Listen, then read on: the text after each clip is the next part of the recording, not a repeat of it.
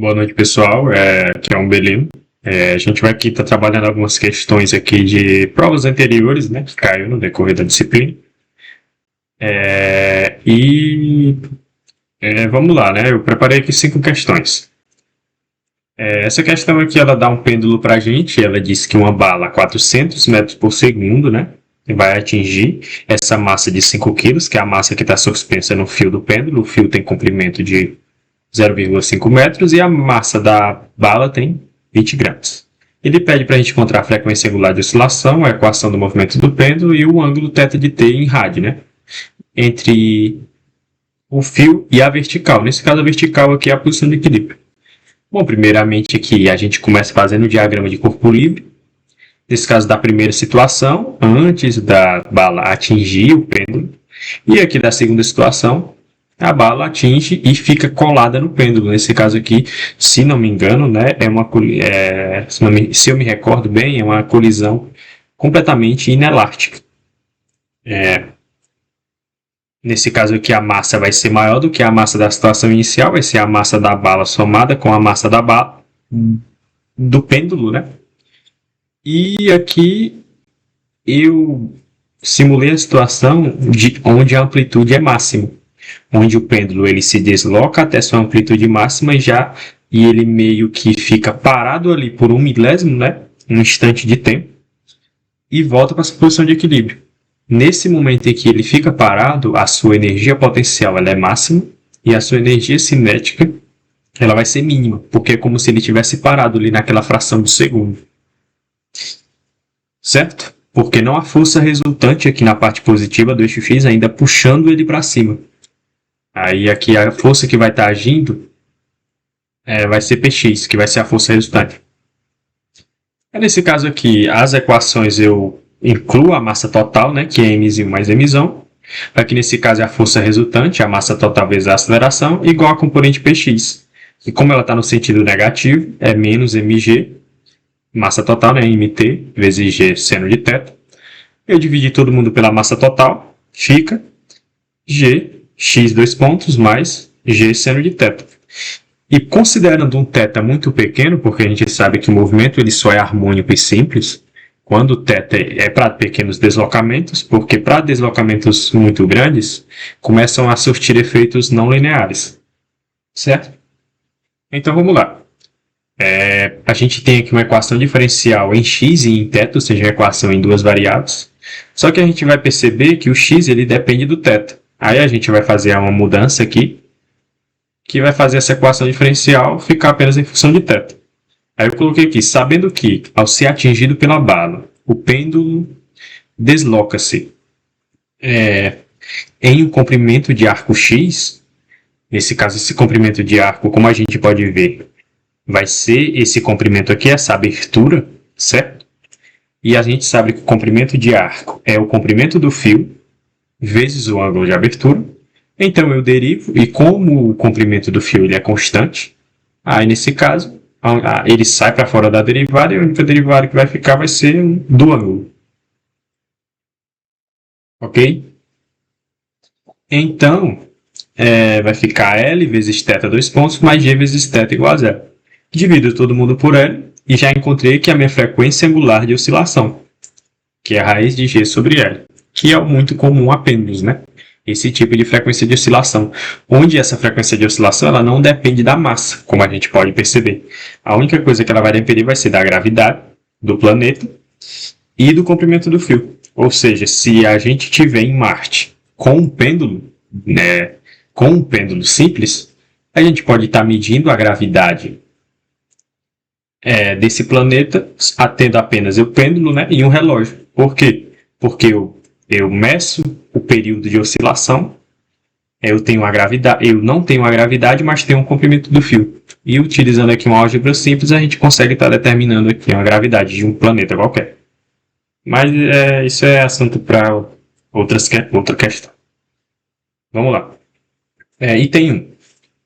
Ele pede o período de oscilação. O período a gente sabe... Opa, cadê? É isso. O período a gente sabe que é 2π. O inverso da frequência, né? A frequência é ômega sobre 2π, então o período vai ser 2π sobre ômega.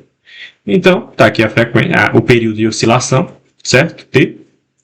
Nenhuma dificuldade aí até agora, tranquilo, né? E aqui eu utilizei a gravidade como sendo 9,81 metros por segundo, né? Calculei aqui a frequência angular de oscilação, substituí aqui no pêndulo, no pêndulo não, no período. Encontrei aqui um período de 1,42 segundos. E ele pede aqui a equação do movimento, né? Que é a gente resolver essa equação diferencial de segunda ordem homogênea. E aqui a gente utiliza sempre a mesma resolução que o Moisés aborda, né? Que nesse caso ele faz uma substituição, ele propõe essa solução, que é a z de t igual a exponencial de p vezes a variável t. Eu derivo duas vezes, nesse caso é uma derivada simples aqui, a gente aplica a regra da cadeia, né? E, portanto, aí a gente substitui. Aí a gente vai ter aqui uma equação do segundo grau em p, e aqui a gente vai ter duas raízes, porque é do segundo grau, né? Só que é o suficiente para o nosso problema a gente adotar apenas a raiz positiva.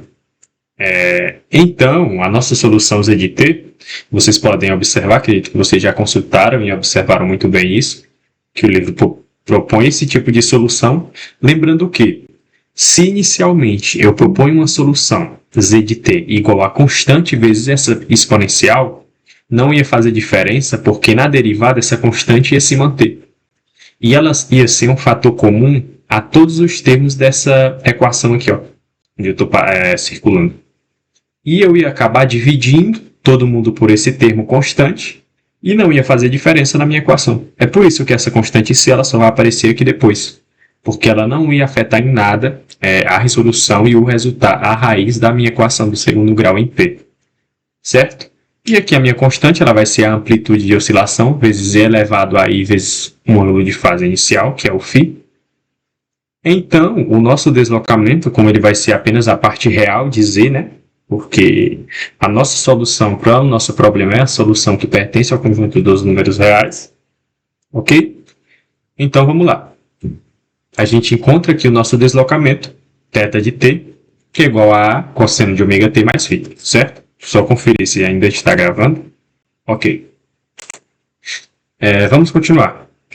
O problema ele dá para a gente duas condições iniciais, que é a posição em t igual a zero vai ser zero, que é o equilíbrio, e a velocidade em t igual a zero é uma velocidade v', né?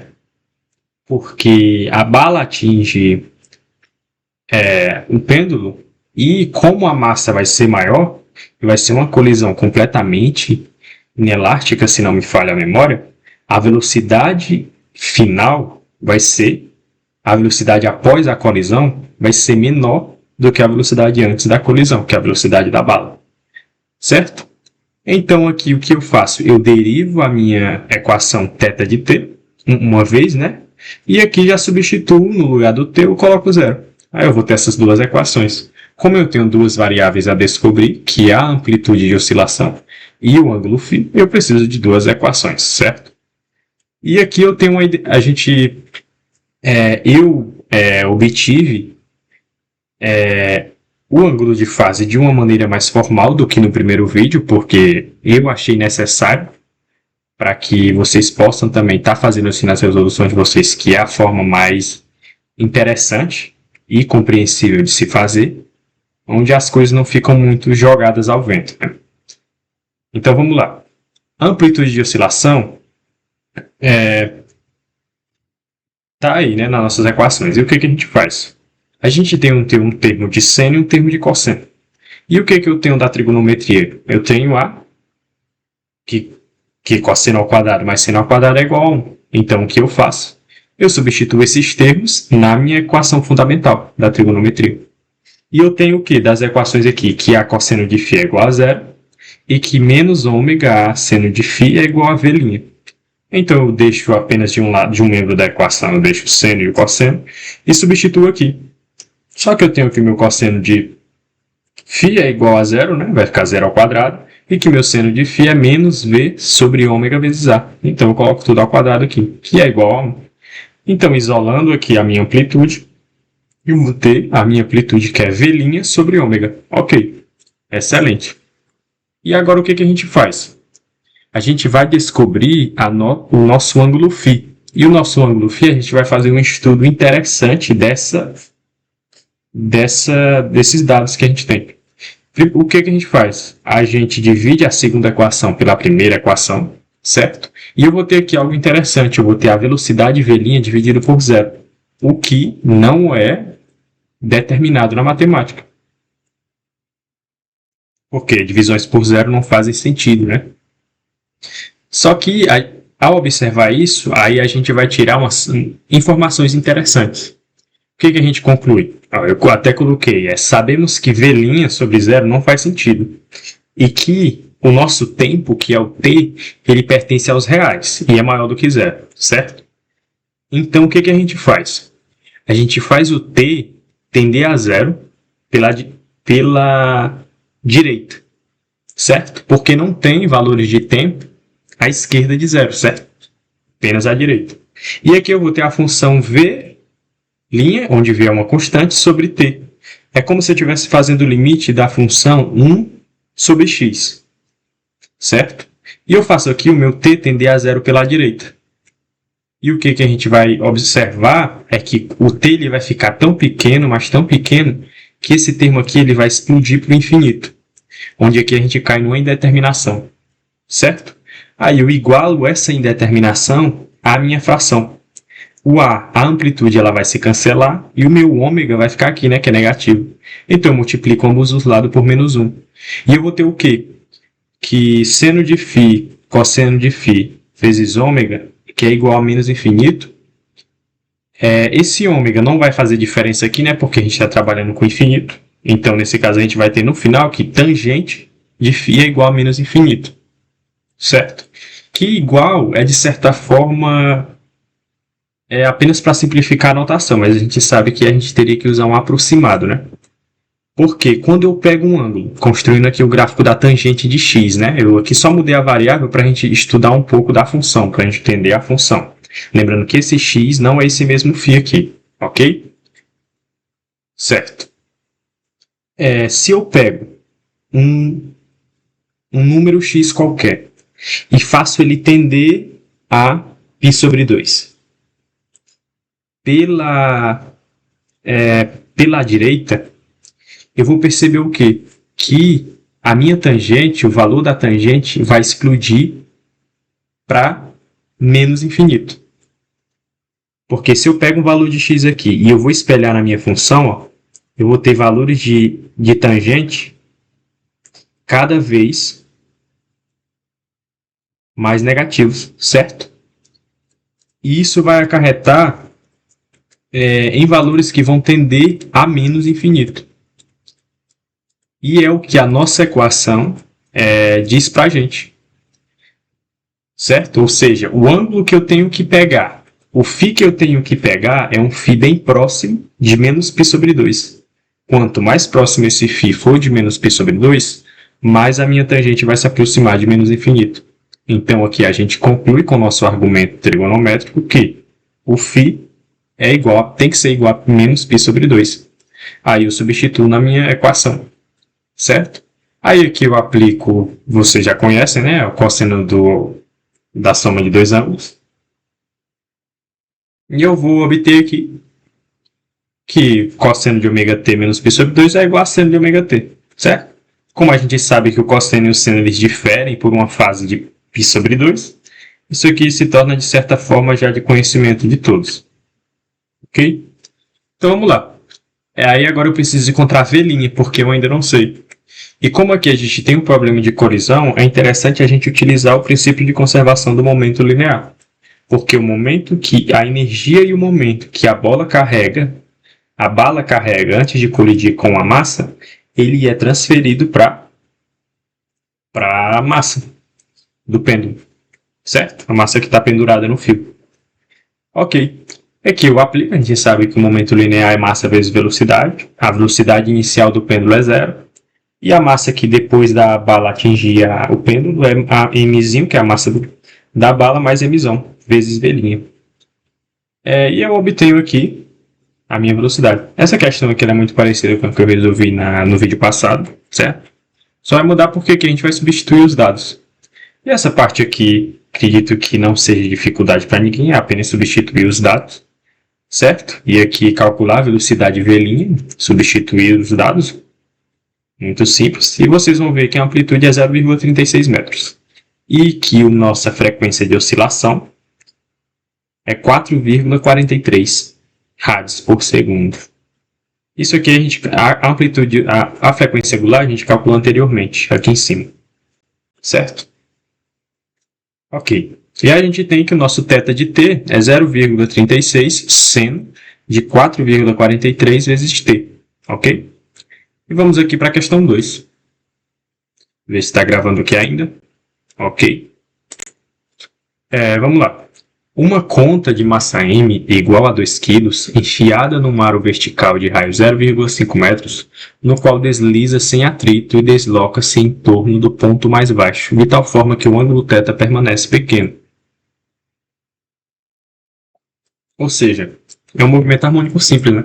A gente já subentende isso aqui por esse ângulo θ permanecer pequeno.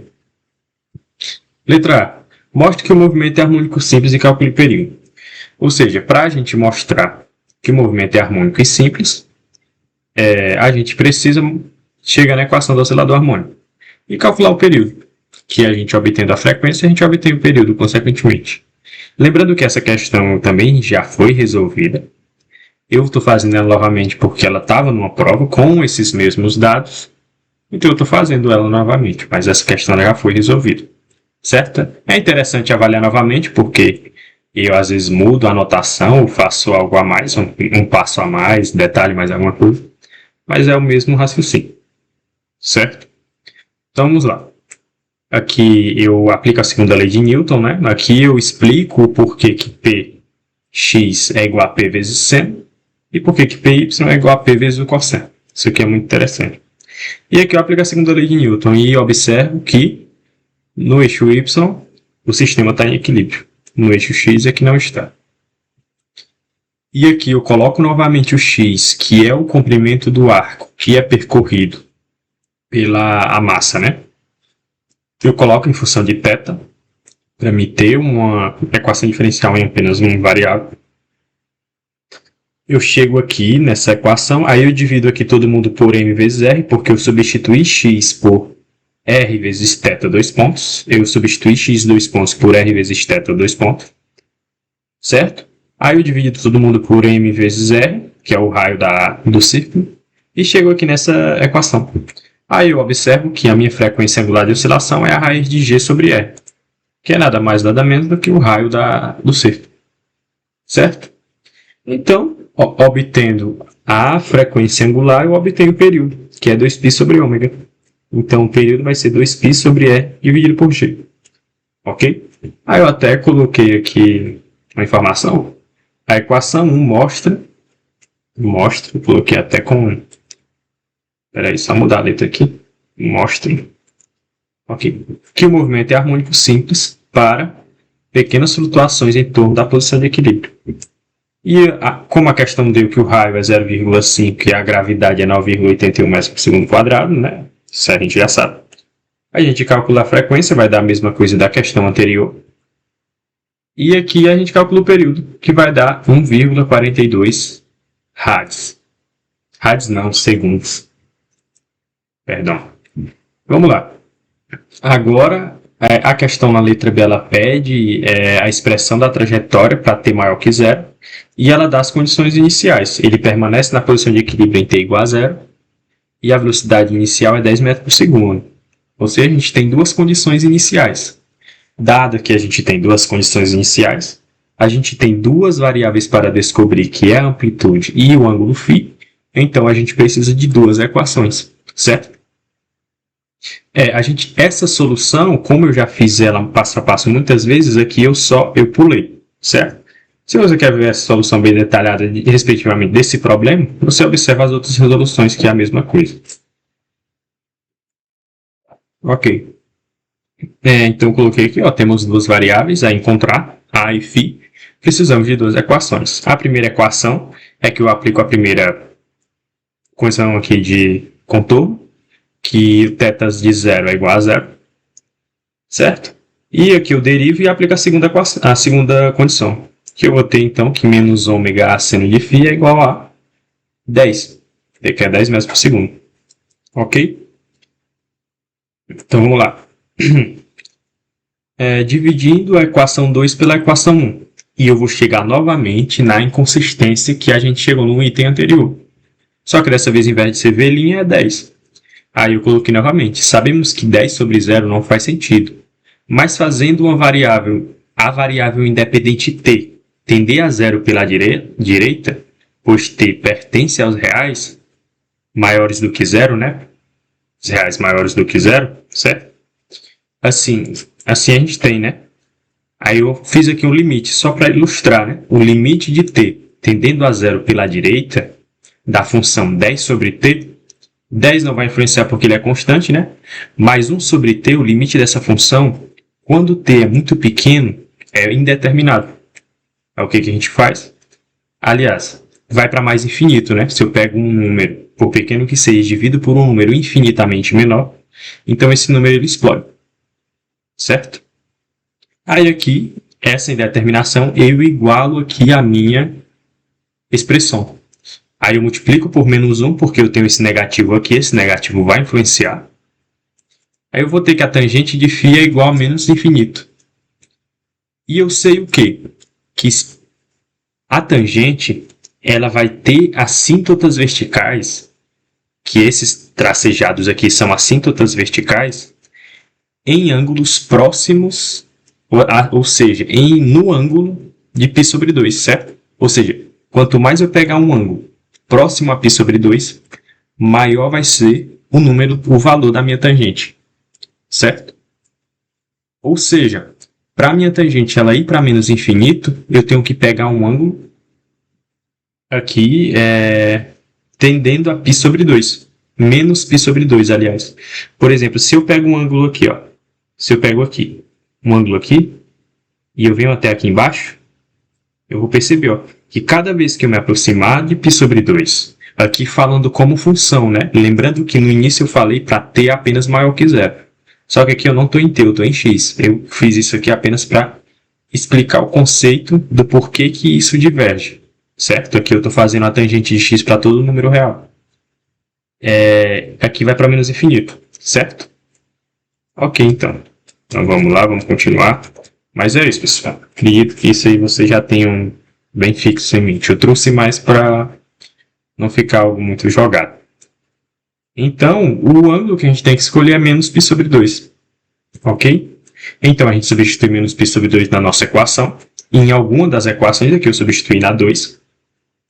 Sendo de menos π sobre 2 é menos 1. Então, a minha amplitude é 10 sobre ômega. E como ômega é 4,43 rádios por segundo, né? Vou até colocar aqui. Rádio por segundo. Então, isso aqui dá aproximadamente 2,26 metros. Certo? Deixa eu ver se ainda está gravando. Ok. Então, nosso θ de t vai ser 2,26 cosseno de 4,43t menos π sobre 2. E a gente aplica a mesma propriedade que a gente aplicou no item anterior, porque o seno e o cosseno divergem por uma fase de π sobre 2. Eu apliquei o cosseno da soma de dois ângulos e obtenho que o θ de t é 2,26 seno de 4,43t. Ok? Espero que vocês tenham compreendido muito bem essa parte aqui, pessoal. Porque é muito importante. Porque muitas das vezes a gente não sabe de onde vem e por que escolher o sinal. Porque às vezes, por que é positivo, por que é negativo. Mas o positivo e o negativo vem desse raciocínio aqui. Às vezes, e alguma coisa aqui na minha anotação pode ter ficado inconsistente, mas a essência do raciocínio é essa aqui. Certo? Vamos lá para o próximo item. A terceira questão. Essa terceira questão, pessoal, ela já foi resolvida no vídeo passado. Ela está do mesmo jeito. Eu fiz a resolução dela aqui novamente, igualmente eu fiz na outra, certo? No outro vídeo. Então eu vou deixar a resolução dela no PDF, só que eu vou pular a explicação dela, que basicamente vai ser a mesma explicação. Ó. Eu vou ter aqui uma equação diferencial de segunda ordem não homogênea, ok? Não homogênea. E eu vou ter que achar a solução particular e a solução homogênea. E lá no vídeo também eu expliquei como que acha a solução particular, como que acha a solução homogênea, certo? Todo passo a passo aqui está igual como está lá. Eu até resumi um pouco mais aqui, porque eu já tinha feito, aqui aplicando as condições iniciais, certo? E encontrando aqui as constantes. Aqui, né, ao encontrar essas constantes, eu não detalhei tanto como eu detalhei na questão 1 e na questão 2, para a questão de ser mais rápido e do vídeo também ficar mais resumido, mas é o mesmo raciocínio, certo? O mesmo raciocínio. E aqui que eu apliquei uma propriedade diferente, que aqui eu encontrei eu convencionei o φ sendo igual a π e apliquei aqui o cosseno de A mais B. Esse aqui foi o passo que eu dei diferente, mas acredito que isso aqui não gere nenhuma dificuldade, certo? Porque é apenas isso. Porque aqui eu aplico cosseno de A mais B e chego aqui que o cosseno de ômega t mais π é o mesmo que menos o cosseno de ômega t. Ok? Certo, então vamos para frente. Essa questão aqui já foi. Então tanto que o resultado aqui que dá é o mesmo. Passo a passo basicamente é o mesmo. Mas qualquer dúvida vocês podem me procurar, ok? Vamos lá para a questão 4. Ache o movimento resultante de dois movimentos harmônicos simples na mesma direção, dados por x1, cosseno de ômega-t mais π sobre 3, x2, seno de π sobre 6 menos ômega-t. Bom, gente, a gente sabe, no Moisés ele detalha muito bem isso, ele dedica um tópico apenas para tratar desse tipo de movimento harmônico, onde você tem aqui dois movimentos harmônicos na mesma direção, certo? Uma questão dessa natureza também eu resolvi no vídeo passado. A diferença é que lá nessa questão tinha uma colisão, né? E aqui não, nesse caso não tem. Mas a gente sabe que quando eles estão na mesma direção, a solução vai ser uma combinação linear das duas soluções, que vai ser a soma das duas. O x1 mais o x2. Como que a gente pode interpretar isso? No livro ele detalha muito bem o porquê que isso aqui resulta numa soma. E ele deduz isso por meio de vetores girantes, onde você tem um vetor que gira ao longo do eixo Z, em torno do eixo Z, né? Aqui eu só desenhei o plano XY porque o eixo Z ele é perpendicular. Mas, vamos lá. Você tem aqui a amplitude A1, que aqui é um vetor girante com amplitude A1, certo? E aqui você tem a amplitude A2, que é um vetor girante de amplitude A2. E o resultante, eu transladei o A2 para cá, para esse lado, e fiz o vetor soma, que eu chamei de A. Ou seja, o vetor resultante vai ser um vetor de amplitude A. Certo? E aqui eu detalhei os ângulos. O vetor de amplitude A1 ele vai fazer um ângulo com a parte positiva do eixo Z, um ângulo φ1. E o vetor A2 vai fazer um ângulo com a parte positivo do eixo x, né? Não é do eixo z, igual a φ2. Então, eu tenho aqui um ângulo beta, que é um ângulo entre o vetor A1 e o vetor A. E esse beta aqui, ele vai... É interessante a gente ter ele, porque aqui a gente vai aplicar a lei dos senos para poder encontrar o seno desse ângulo. Certo? E traçando uma reta aqui, que não ficou muito claro, mas um tracejado aqui, esse ângulo aqui vai ser φ2, esse ângulo aqui, esse ângulo aqui, o φ2, que é daqui do chão até a amplitude A2. Vai ser φ2 menos φ1, ok? Que vai ser igual a esse ângulo aqui, porque eles são opostos pelo vértice. Ok? Aqui a gente aplica a lei dos senos e a gente vê aqui que o ângulo resultante é beta mais φ. A gente aplica a lei dos senos. Ok? Aqui vai ser o A sobre, aliás, o ângulo oposto a ele, nesse caso o ângulo oposto ao A vai ser esse ângulo aqui, e A2 sobre seno de B. Nesse caso, é isso aqui, ó, que é o ângulo oposto ao A2. Ok. Então,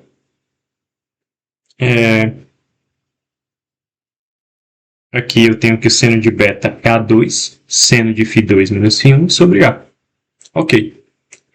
E partindo dessa equação, que eu disse que o x de t seria a soma de x1 mais x2, eu tenho que o x de t é A1, né, que é a amplitude da onda 1, da onda não, do movimento harmônico simples 1, mais a cosseno de ômega t mais φ1, né, porque eles têm a mesma frequência, mas a fase não é a mesma. E aqui também, certo? Uma amplitude A2, apesar que a amplitude deles é igual, aqui eu botei só para detalhar mais, e uma fase φ2. Aqui eu apliquei a lei dos senos, né, para detalhar de onde vem esse A, qual o comprimento dele. Como aqui o triângulo não é retângulo, o comprimento dele advém da lei dos senos. Aliás, lei dos cossenos. Aqui é a lei dos cossenos, aqui que é a lei dos senos. Ok? Então, isso tudo que eu fiz aqui em cima foi apenas uma explicação do porquê. Mas aí, dado que o problema já me deu as equações, eu vou aplicar isso aqui. E o que eu vou fazer? Eu aplico aqui o princípio da superposição. Né? Eu vou somar as equações das duas ondas. E, peraí, eu inverti aqui. Ômega t menos π sobre 6. π sobre 6. Menos ômega t. Isso, menos ômega t. Ok. Eu apliquei aqui a propriedade do cosseno do arco duplo nas expressões aqui do arco duplo não, perdão, da soma de dois ângulos. Cosseno de ômega t mais π sobre 3 é o cosseno do primeiro ângulo vezes o cosseno do segundo ângulo, menos o seno do primeiro ângulo vezes o seno do segundo ângulo. E aqui a gente sabe que o cosseno de π sobre 3 é meio, que é o cosseno de 60 graus, e o seno de 60 graus é raiz de 3 sobre 2.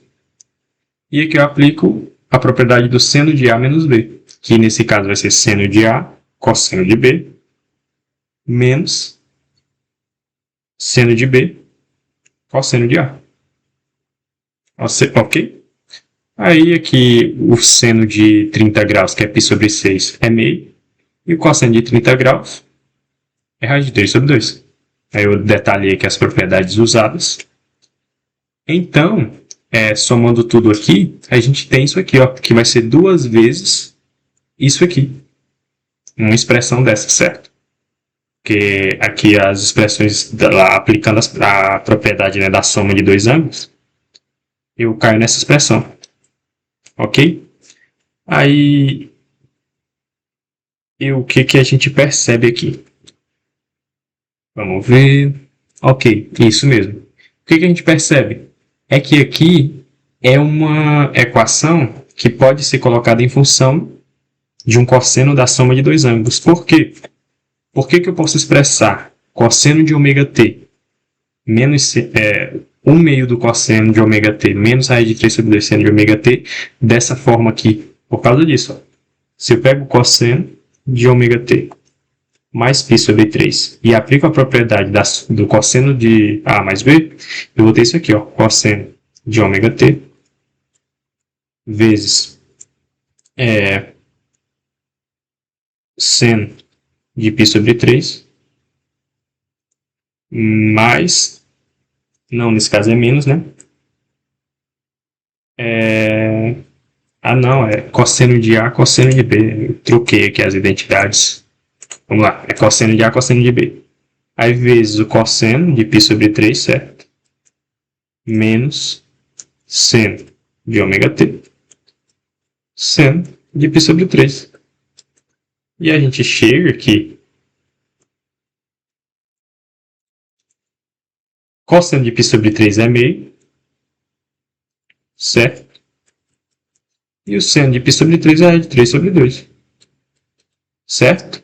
Por isso que a gente pode expressar ele assim. Assim, dessa forma anterior estava correto? Estava. A gente deixa assim da forma mais sucinta para ficar mais bonito, né? Mas estaria certo também se tivesse deixado desse formato. Tudo bem? Ok, pessoal? Espero que vocês tenham entendido essa questão, é muito importante. Ó. Quando você tem duas ondas que oscilam na mesma direção, você soma os deslocamentos, certo? Eu desenhei e fiz essa explicação dos vetores girantes, e se vocês forem consultar no livro lá, detalha muito melhor do que o que eu falei aqui. Mas apenas para elucidar, mas para poder mostrar que aqui vai ser essa soma. A gente vai recair nessa soma. O que vai nos levar que o deslocamento resultante vai ser isso aqui, ó, 1A vezes o cosseno de ômega t mais a fase φ1 mais o ângulo beta. Onde esse ângulo beta vai ser resultante de quê? Vai ser esse ângulo aqui, ó, que a gente encontra esse ângulo